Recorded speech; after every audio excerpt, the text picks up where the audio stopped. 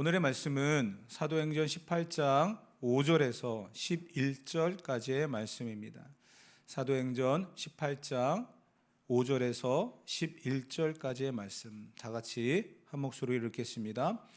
실라와 디모데가 마게도냐로부터 내려오매 바울이 하나님의 말씀에 붙잡혀 유대인들에게 예수는 그리스도라 밝히 증언하니, 그들이 대적하여 비방언을 바울이 옷을 털면서 이르되 너희의 피가 너희로 돌아갈 것이요 나는 깨끗하니라. 이후에는 이방인에게로 가리라 하고 거기서 옮겨 하나님을 경외하는 디도 유스도라는 사람의 집에 들어가니 그 집은 회당 옆이라. 또 회당장 그리스보가 온 집안과 더불어 주를 믿으며 수많은 고린도 사람도 듣고 믿어 세례를 받더라. 밤에 주께서 환상 가운데 바울에게 말씀하시되 두려워하지 말며 침묵하지 말고 말하라. 내가 너와 함께 있음에 어떤 사람도 너를 대적하여 해롭게 할 자가 없을 것이니 이는 이 성 중에 내 백성이 많음이라 하시더라. 1년 6개월을 머물며 그들 가운데서 하나님의 말씀을 가르치니라. 아멘. 지난 시간에 이어서 이 사도행전 18장에 고린도에서 바울이 지금 하고 있는 일들을 보기를 원합니다. 아덴을 떠나 고린도에 이르렀을 때 그 고린도라고 하는 도시가 주고 있는 위압감이 있었다라고 말씀을 드렸어요. 그래서 바울은 고린도전서 1장에 내가 두려웠다 이렇게 표현을 하고 있다라는 말씀을 드렸죠. 그 두려움과 내가 이 고린도라고 하는 지역에 하나님이 인도하시고 보내셨는데 과연 이곳에서 어떻게 말씀을 전하고 사명을 감당하는 것이 맞는가, 이 고민스러울 그때에 하나님은 그 바울을 일단은 사람을 통해 위로하셨어요. 브리스길라와 아굴라 부부를 통해서 위로하셨고, 또 물질적인 그러한 어려움이 있다라는 것을 또 그들과 같이 일하게 하면서 채워주심으로 사람, 물질, 즉 환경을 통해서 하나님은 그 바울을 위로하시면서 이 사명을 감당하게 하셨던 그러한 모습을 우리가 지난 시간에 보았습니다. 하나님의 위로는 이렇게 고린도라고 하는 거대한 도시, 음탕하기도 하면서 세속적인 그러한 도시에 위압감에 두려워하고 있는 바울에게 환경을 바꾸시고 또 환경 속에서 위로를 받게 하시면서 이 사명을 감당하게 하셨던 그러한 모습을 우리는 보게 되어집니다.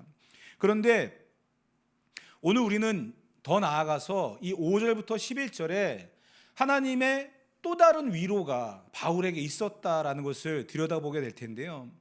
사람, 물질, 이 환경이라고 하는 것이 우리에게 주는 위로도 굉장히 중요합니다. 그런데 더 나아가서는 첫째, 하나님이 왜 이런 위로를 주실까라고 하는 그러한 구체적인 질문을 한번 던져보아야 될 것이고요.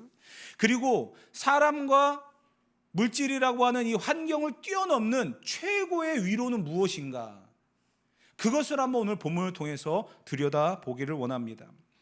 먼저 사람과 물질을 통해 주셨던 이 환경의 위로가 바울에게 어떻게 영향을 주었는가를 한번 살펴보기를 원합니다. 5절 말씀 다 같이 다시 한번 읽어보도록 하겠습니다. 5절입니다.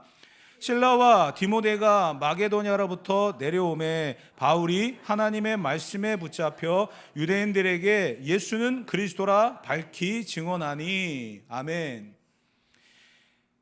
바울이 아덴이라고 하는 곳에 갔을 때는 피난을 간 거고 도망을 간 거였거든요. 그곳에 동역자가 없었습니다. 혼자 있었고요. 그 후에 바울이 고린도라고 하는 곳에 와서 이제 흩어졌던, 헤어졌던 그 동역자들을 만나는 그러한 상황입니다. 그래서 실라와 디모데가 이제 고린도로 왔어요. 그러다 보니까 바울이 또 이들로 하여금 힘을 얻죠. 이들을 만나서 힘을 얻고 위로를 받는 그 상황, 사람, 환경, 이러한 것들을 통해 하나님이 주시는 그 위로가 바울에게 어떠한 역사가 일어났냐면 5절 말씀에 중요한 메시지가 하나 있습니다. 하나님의 말씀에 붙잡혔다라고 이야기합니다. 환경은 사람이고 물질이었습니다. 그런데 그 환경 속에서 위로받았던 바울이 힘을 내서 행했던 역사, 즉 하나님께서는 사람이나 물질을 통해 위로하시고 난 다음에 바울이 보였던 행동은 하나님의 말씀에 붙잡혀서 유대인들에게 예수는 그리스도라고 밝히 증언하는 그 사명을 감당하게 되었다는 거예요. 우리는 여기에서 또 다른 방향, 어쩌면 내가 생각하고 있는 하나님의 위로는 내가 사람 때문에 상처를 받고 사람 때문에 시험을 빠지고 하는 그러한 상황 속에서 사람이 나를 위로하고 또 그 사람이 나에게 힘을 실어줄 때가 있습니다. 물질적인 어려움을 만났습니다. 그 물질적인 어려움은 물질로 해결해야 되지 않습니까? 그 물질적인 어려움이 해결되어졌어요. 그러면 그 물질적인 어려움이 위로를 받고 또 힘을 얻죠. 그러면 그것으로 끝날 때가 많이 있다는 거예요. 사람 때문에 상처받은 거 사람으로 위로받고, 물질 때문에 시험받은 거 물질로 인해서 위로를 받았다. 그러면서 끝나는 경우들이 굉장히 많이 있어요. 우리가 기도할 때도 그렇게 기도하잖아요. 하나님, 내가 사람 때문에 상처받고 시험에 들고 섭섭해서 마음이 상했습니다. 그랬더니 그 사람이 내게 찾아와서 위로하고 관계가 회복되어졌어요. 그러면 끝날 줄 알았어요. 그런데 아닌 거예요. 물질이 어려워서 그 물질적인 회복이 일어났습니다. 그 물질의 회복이 일어나서 다시 한번 내 마음에 힘이 생기고 무언가 할 수 있다라고 하는 용기도 생겼습니다. 그러면 하나님이 내게 기도 응답해 주셨다라고 끝나서는 절대 안 된다는 거예요. 왜 하나님께서는 그 두렵고 답답하고 어려운 환경 속에서 사람을 통해 다시 위로하시고 물질을 통해 위로하시느냐? 하나님의 말씀에 붙잡혀서 살아가는 삶을 살아가기 하기 위해서. 그것을 우리가 잃어버려서는 안 된다라는 거예요. 하나님은 우리에게 위로하십니다. 그런데 우리의 삶이 편안하라고, 우리의 삶이 다른 사람들보다도 평안하라고 주시는 위로가 아니다는 것을 우리는 분명히 알아야 되는 거예요. 세상 속에서 우리는 성공의 기초와 그것을 최고의 가치로 여기며 살아갈 때가 많이 있습니다. 그런데 하나님은 그렇게 모든 환경을 동원하셔가지고 우리를 위로하실 때 그 위로의 힘을 가지고 하나님의 말씀대로 살아가라고, 그 말씀을 전하는 자로 살아가라고 우리에게 그 힘과 위로를 주시는 줄 믿습니다. 그것을 우리는 잃어버리면 절대로 안 된다라는 거예요. 그런데 여러분, 우리는 바울이 사람, 환경, 물질 이런 것들을 통해 위로를 받고 또 아덴에서부터 마게도냐에서 흩어졌던 그 동역자들을 고린도에서 만나면서 그 사람들을 통해 또 응원을 받고 힘을 받는 이 환경 속에서 하나님의 말씀에 붙잡혀서 예수 그리스도를 전하는 그러한 사명을 감당할 때 모든 것이 다 형통하고 잘 될 줄만 알았어요. 우리는 대부분 그렇게 생각을 하잖아요. 하나님이 위로하셨고 힘을 주셨으니까 이제 탄탄대로 모든 것이 잘 풀려가는 그런 삶이 될 줄 아는 거예요. 그런데 바울이 힘을 얻어 말씀을 전했을 때 유대인들은 오히려 방해하고 오히려 바울을 고발합니다.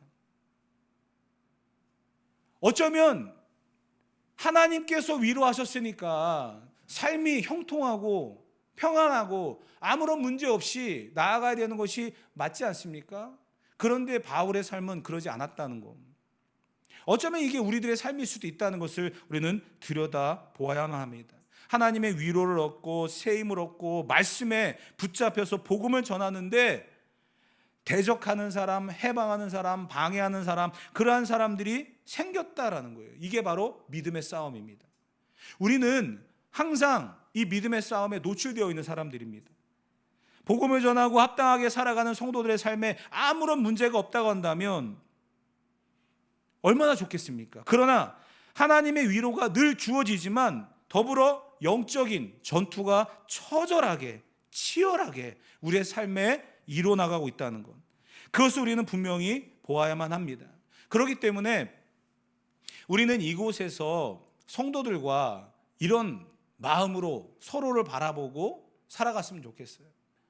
아, 저분이 사람과의 문제로 인해서 한 주간 힘들었는데 그 문제가 회복되어져서 잘 됐구나, 감사하구나.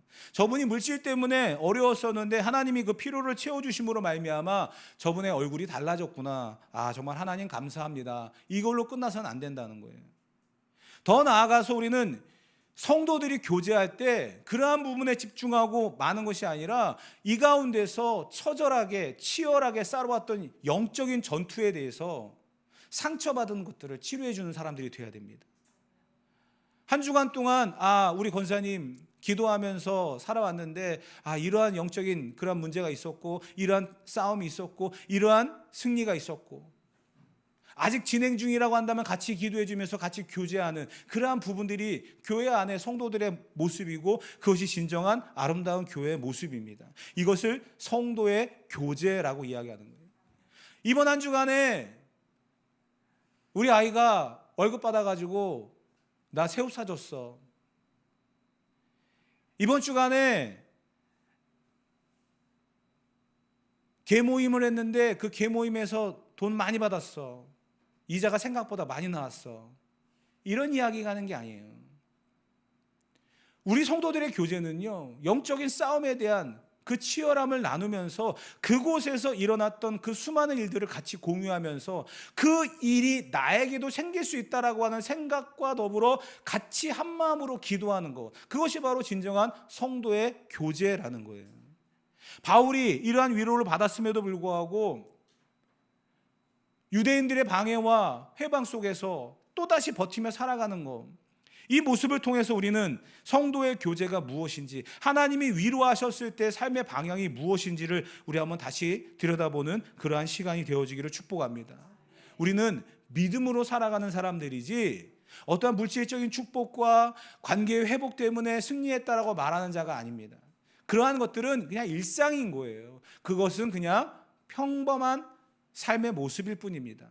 그것을 뛰어넘는 영적인 싸움에서의, 이 영적인 전쟁에서의 어떻게 대처해 나갈 것이고 어떻게 싸워가야 될 것인가, 함께 교제하면서 힘을 나누는 그러한 교제가, 교통이 우리들 가운데에 있어질 때 우리들의 모임이 더 아름답고 건전하며 온전한 그러한 모습들로 세워져 갈 줄 믿습니다. 그렇게 믿음으로 세워져가는 우리들의 모습이 되어지기를 축복합니다. 두 번째, 바울이 이렇게 위로를 받으면서 유대인들에게 다시 복음을 전했지만 안타깝게 그들은 바울을 회방하고 방해하고 심지어는 고소했다라고 말씀을 드렸죠. 그런데 그들을 향하여 이제 바울이 어쩌면 굉장한 전환점을 가져오는 한 장면을 보여주고 있습니다. 6절 말씀, 다 같이 6절 말씀 읽어보도록 합시다. 그들이 대적하여 비방하거늘 바울이 옷을 털면서 이르되 너희 피가 너희 머리로 돌아갈 것이요 나는 깨끗하니라. 이후에는 이방인에게로 가리라 하고.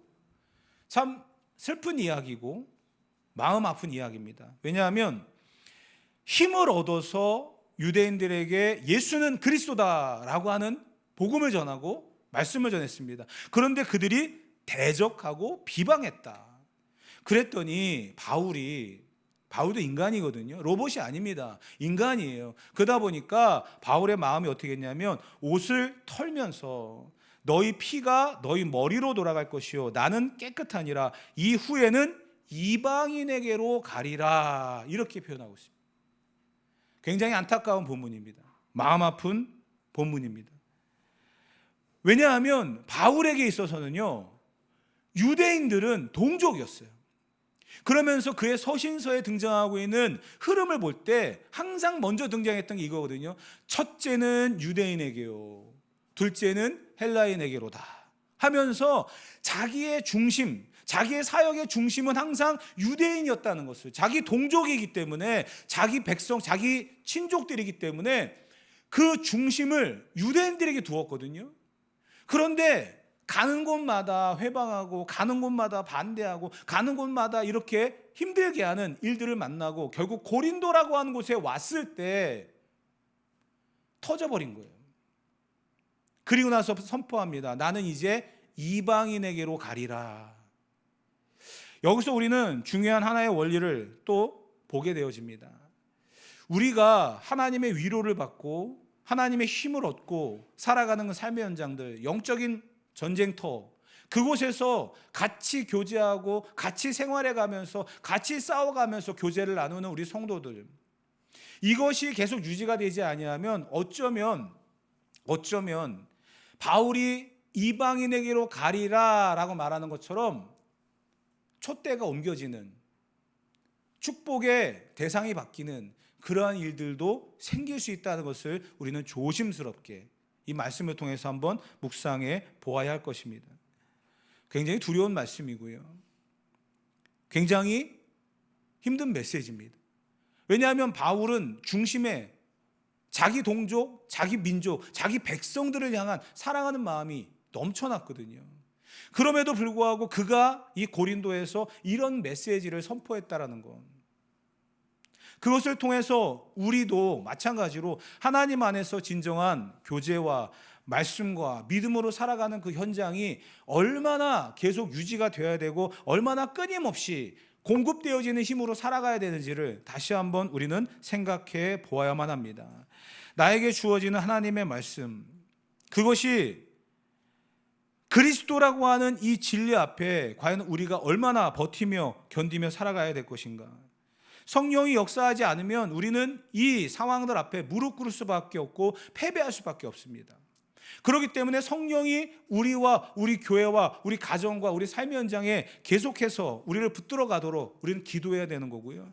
이것을 우리가 멈추게 되거나 우리가 이것을 반대하게 되어지면 이 촛대는 옮겨지게 된다는 것, 굉장히 두려운 메시지라는 것을 우리는 분명히 알아야만 할 것입니다. 시간이 지나가고 환경이 자꾸 바뀌면서 목회자로서 참 안타까운 모습들을 너무나 많이 보게 되어집니다. 교회라고 하는 게 과연 무엇일까요, 여러분? 교회라고 하는 것은 성도들의 교제가 있는 곳이고요, 성도들이 한 마음으로 예배하는 곳입니다. 그런데 그곳에 인간적인 생각과 감정이 드러나고 또 자기의 주도권이 앞장서다 보면 결국 교회는 파가 나뉘어지고 다툼이 일어나는 것들을 굉장히 많이 보게 되어집니다. 그러한 안타까운 모습들이 주변에 너무나 많거든요. 친구 교회가 그래도 꽤 큰 교회였습니다. 많은 우리 동기들이 축복해주고 부럽다라고 했었습니다. 근데 7년 만에 사임하고 나왔거든요. 사임하고 나온 데 있어서는 그 교회 선임 장로님이 굉장히 주인 행세를 하면서 주도권을 잡고 있는 그러한 모습이 있었고요. 결국은 상처를 받은 우리 친구 목사가 교회를 사임하고 나왔습니다. 나왔는데 그래도 같이 예배를 드리고 싶어하는 또 다른 장로님들과 또 성도들이 있어서 조그만 상가를 얻어가지고 예배를 드리기 시작했습니다.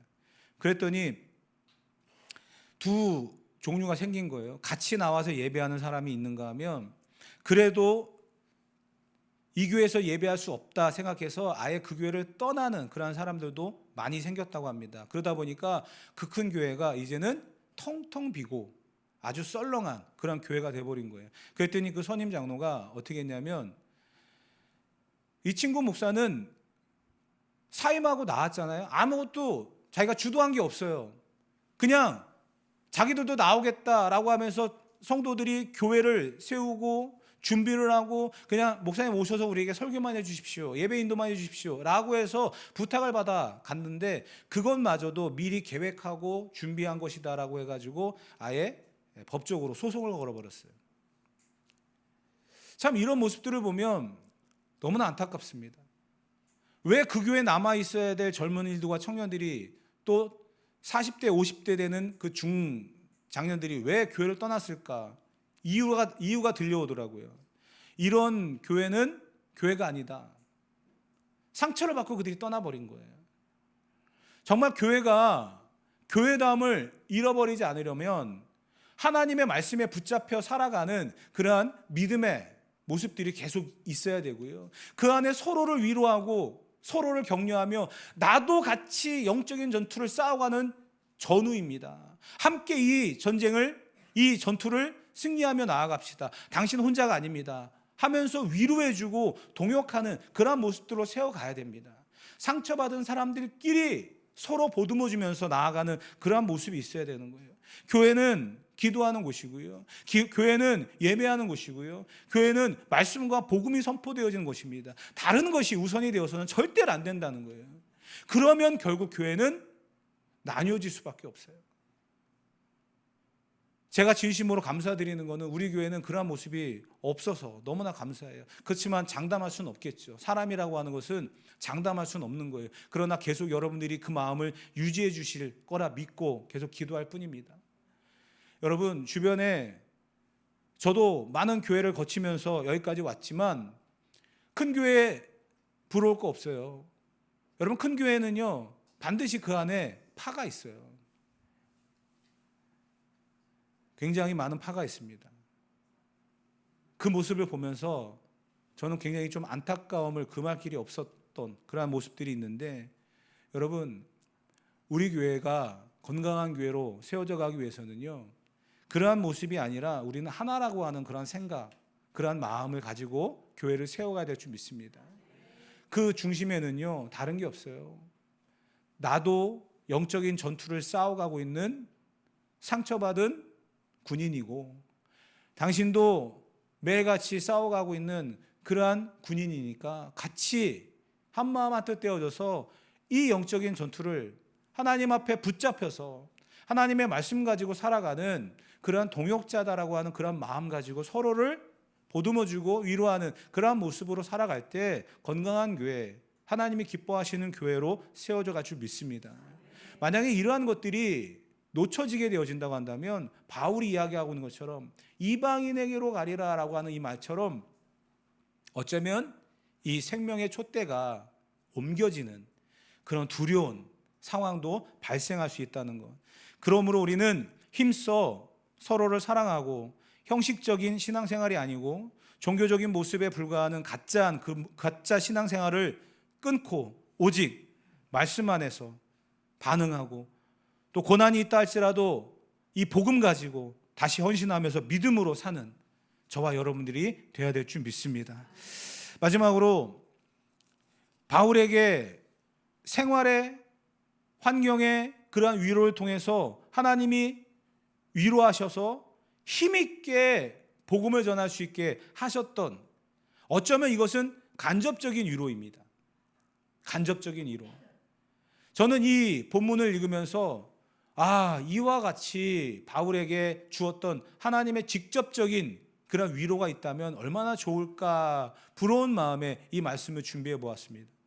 여러분, 우리 9절 말씀 다 같이 한번 읽어보도록 합시다.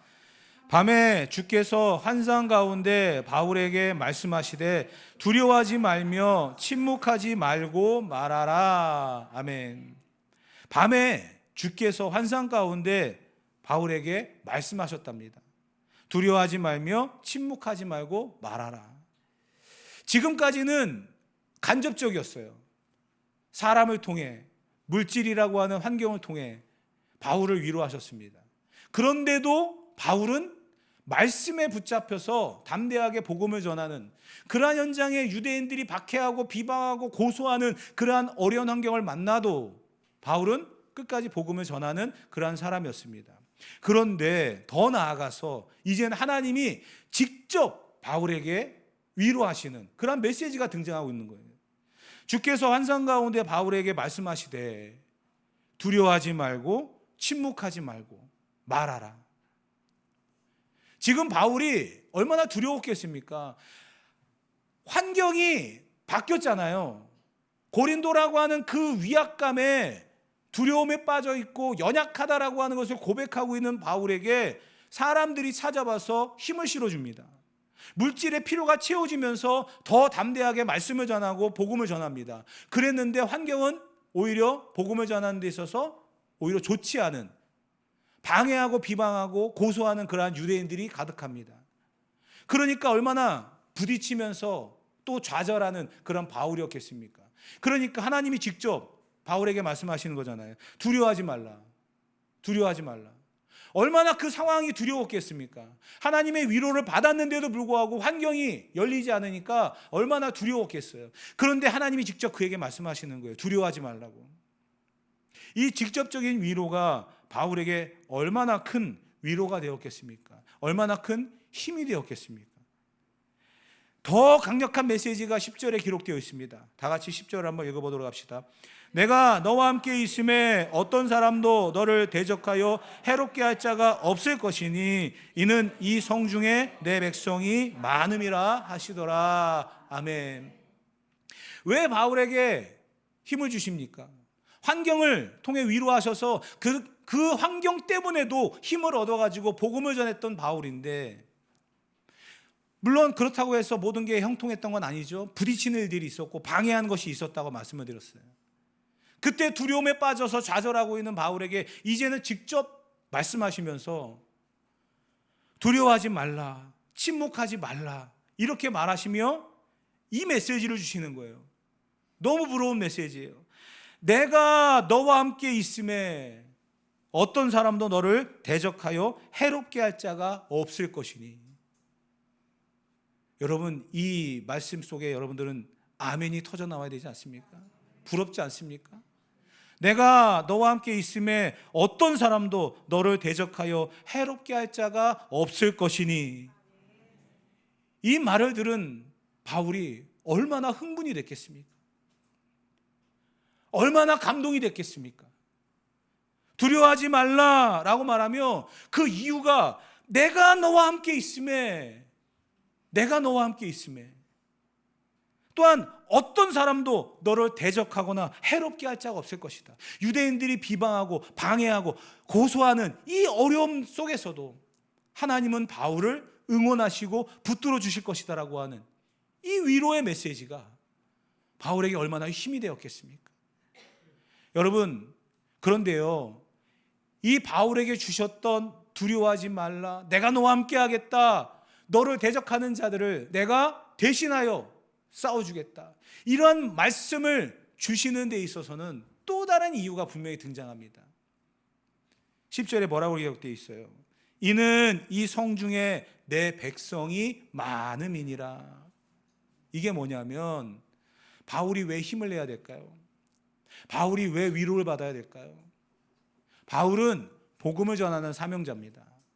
그 사명자이기 때문에 지치고 힘들고 주저앉아 버리면 그 사명을 감당할 수가 없다는 거예요. 바울이 멈추면 복음이 전달되지 않는 거예요. 바울이 주저앉으면 더 이상 복음이 땅끝까지 증거될 수 없는 상황이 생기는 거예요. 사명자를 잃어버리는 거예요. 그렇기 때문에 하나님께서 직접 그에게 나타나셔서 말씀하시는 거예요. 두려워하지 말라, 내가 너와 함께 하겠다. 그 위로의 메시지를 들은 바울에게 하나님이 왜 내가 너에게 힘을 주는지 아느냐? 내가 너에게 직접 찾아와서 너를 위로하는지 아느냐? 너를 다시 일으켜 세워서 이 성중에 내 백성, 내가 구원할 자, 내가 택한 자, 내가 인도할 자가 많다. 그렇기 때문에 너는 주저앉아서는 안 된다. 너는 멈춰서는 안 된다. 그래서 내가 너에게 힘을 준다. 이렇게 말씀을 하고 있는 겁니다. 사랑하는 성도 여러분, 바울은 이 하나님의 직접적인 위로의 말씀을 듣고 11절에 보게 되어지면 1년 6개월 동안 고린도에 머물면서 또 하나님의 말씀을 가르쳤다라고 기록을 하고 있습니다. 바울이 1년 6개월 동안 고린도에 머물렀습니다. 바울의 1차, 2차, 3차 전도 여행 기간 중에 가장 오랫동안 머무른 곳이 바로 고린도입니다. 1년 6개월. 그러면서 그가 그곳에서 말씀을 가르쳤다라고 하는데 무엇을 했는가? 말씀도 가르치면서 위대한 복음서 로마서를 기록합니다. 바울이 하나님의 말씀에 사로잡혀서 하나님의 위로를 받고 그곳에서 1년 6개월 동안 머무는 동안 그는 이 위대한 사역을 이루어가는 모습을 보여주고 있습니다. 사랑하는 성도 여러분, 좋은 사람 만나는 거 중요합니다. 물질의 필요가 채워지는 것도 중요한 위로입니다. 그러나 가장 중요한 위로는 여러분의 심령에 하나님의 말씀이 들려오는 것인 줄 믿습니다. 두려워하지 말라, 내가 너와 함께함이라. 그렇게 위로하시는 그 하나님은 오늘 우리를 사명 현장으로 보내십니다. 그리고 그곳에서 또 담대히 하나님의 말씀을 전하게 하시는 줄 믿습니다. 왜냐하면 우리만 믿고 끝나서는 안 되는 거예요. 이 성 중에 내 백성, 하나님이 구원할 자가 많기 때문에 오늘 우리를 위로하시고 이 세상으로 우리를 보내시는 줄 믿습니다. 우리는 포기하지 말아야만 합니다. 이 세상에는 아직도 우리를 통하여 하나님 앞에 돌아와야 될 하나님의 백성들이 너무 많기 때문입니다. 사랑하는 성도 여러분, 사람을 통해 위로하고 물질을 통해 위로하고 환경을 통해 위로하시며 말씀을 통해 위로하시는 그 하나님, 우리는 그 하나님 앞에 더 깨어 기도하면서 예수는 그리스도고 이 복음을 선포하며 또한 영적인 전투를 싸워가는 진정한 그리스도인들이 되어야 될 줄 믿습니다. 오늘 하나님의 위로를 통해 힘을 내서 이 사명을 온전히 감당할 수 있는 우리 모두가 되어지기를 주님의 이름으로 축복합니다.